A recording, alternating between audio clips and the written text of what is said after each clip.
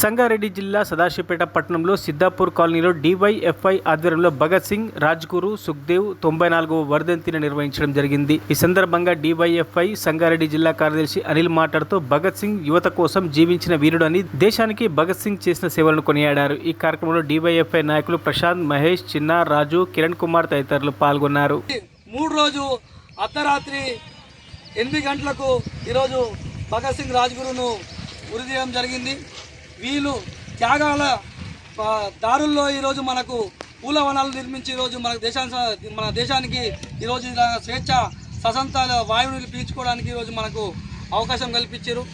ఆనాటి ఉద్యమంలో సంపూర్ణ స్వతంత్రం కావాలి, ఈ దేశం నుంచి బ్రిటిష్ వాళ్ళు వెళ్ళిపోవాలి, ఈ దేశంలోని సంపద భారతీయుల హక్కు అని చెప్పి భారతీయులకు ఈ సంపదను ఎవరు కూడా దోచుకోవద్దు, దేశంలో ఉన్న ప్రజలంతా సమానము, ఈ స్వతంత్ర ఫలాలు అందరికీ అందాలని చెప్పి యువకులను స్వతంత్ర పోరాటంలో భాగస్వాములు చేయడం కోసము ముందున్న నాయకుడు భగత్ సింగ్.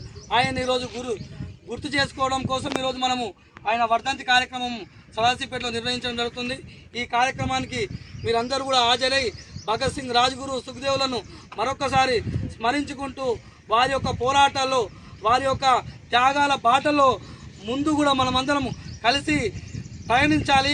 ఈ దేశంలో ఉన్నటువంటి యువకుల, విద్యార్థుల హక్కుల కోసం గర్జించే సింహంలా మనమందరం ముందుండాలని చెప్పి మీ అందరికీ విజ్ఞప్తి చేస్తూ ఈ సందర్భంగా ముగిస్తున్నా. మరిన్ని అప్డేట్స్ కోసం మా ఛానల్ని సబ్స్క్రైబ్ చేయండి.